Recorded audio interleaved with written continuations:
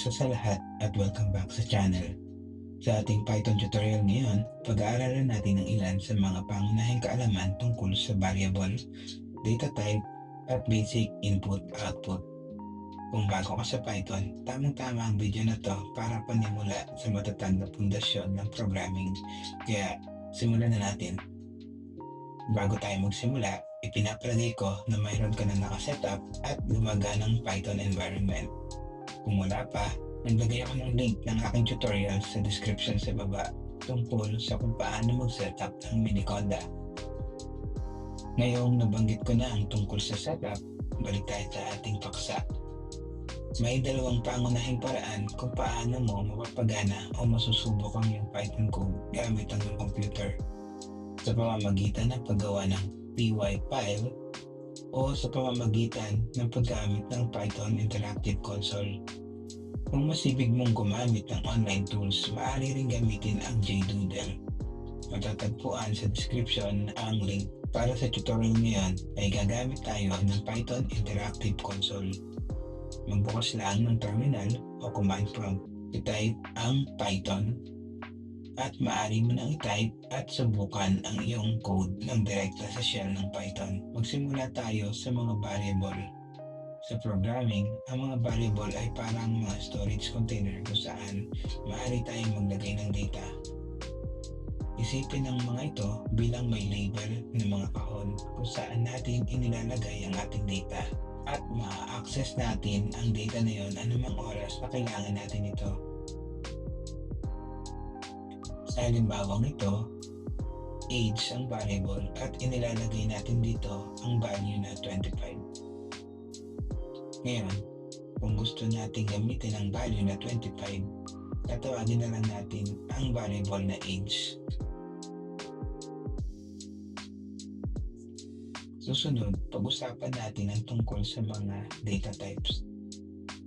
Sa Python, ang bawat value na gagamitin natin ay nauugnay sa isang data type. Ang pag-unawa sa mga data type ay mahalaga dahil tinutukoy nila kung paano magagamit at mamanipula ang data. Ilan sa mga pinakakaraniwang data types sa Python ang mga integer, float, string, at boolean. Tingnan natin ang bawat isa. Una, meron tayong integer. Ang isang integer ay isang whole number lamang. Ibig sabihin ay wala itong decimal point. Halimbawa sa code na to, ang age ay naglalaman ng value na 25 na isang integer. Ang mga integer ay maaaring parehong positive at negative at kinakatawan nila ang real whole values. Susunod, meron tayong mga float. Ang float ay isang number na may kasamang decimal point. Dito, ang height ng variable ay naglalaman ng value na 5.9 na isang float. Ginagamit ang mga float kapag kailangan mong ipresenta ang value na nangangailangan ng precision higit sa whole numbers tulad ng measurements, percentage, at prices. Ngayon, tingnan natin ang mga string. Ang string ay isang pagkakasunod-sunod ng mga characters tulad ng text o mga salita. Sa halimbawang ito, ang name na variable ay naglalaman ng string na John. Ang mga string ay palaging nakapaloob sa single o double quotation marks at maaring naglalaman ng letters, numbers, symbols, at spaces. Panghuli, meron tayong mga boolean. Ang boolean ay isang data type na kumakatawan sa mga true o false na value. Sa halimbawang ito, ang variable na is_student ay naglalaman ng boolean value na true. Ang mga boolean ay karaniwang ginagamit sa mga kondisyon at mga control structures tulad ng if statements para gumawa ng desisyon batay sa logical conditions. Para sa recap, ang mga integer ay mga whole number at walang decimal tulad ng 25. Ang mga float ay mga number na may decimal point tulad ng 5.9. Ang mga string ay mga pagkakasunod-sunod ng mga karakter na nakapaloob sa mga code tulad ng John. Ang mga boolean ay kumakatawan sa alinman sa true or false tulad ng true sa ating example. Ang bawat isa sa mga data type na to ay may kanya-kanyang purpose at ang pag-unawa sa mga ito ay mahalaga sa isang maayos at effective na Python code. Ngayon, lumipat tayo sa basic input at output sa Python. Isa sa pinaka-powerful na aspeto ng Python ay kung gaano tayo kadaling makipag-ugnayan sa mga users sa pamamagitan ng pagkuha ng input mula sa kanila o pagpapakita ng output sa screen. Magsimula tayo sa kung paano ipapakita ang output gamit ang print function. Ito ang pinaka-basic form ng output sa Python. Ang print function ay ginagamit upang ipakita ang text o iba pang impormasyon sa screen.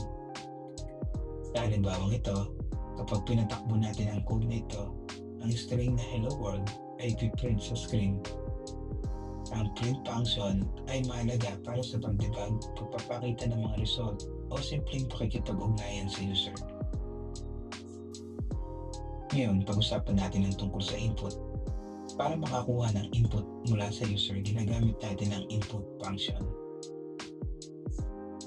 Sa halimbawang ito, hihilingin ng Python sa user na ipasok ang kanilang pangalan sa pamamagitan ng pagpapakita ng mensaheng enter your name. Ang input function ay pinag-aantay ang program para mag-type ang user ng kahit ano sa pagkakataong ito ng pangalan.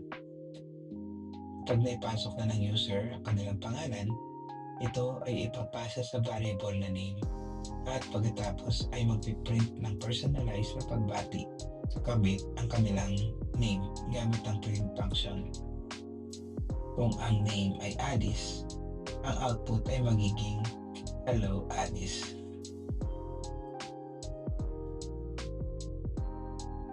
Ngayong na-cover na natin ang mga variables, data type at input-output, pagsamahin natin ang lahat sa isang maliit na interactive program.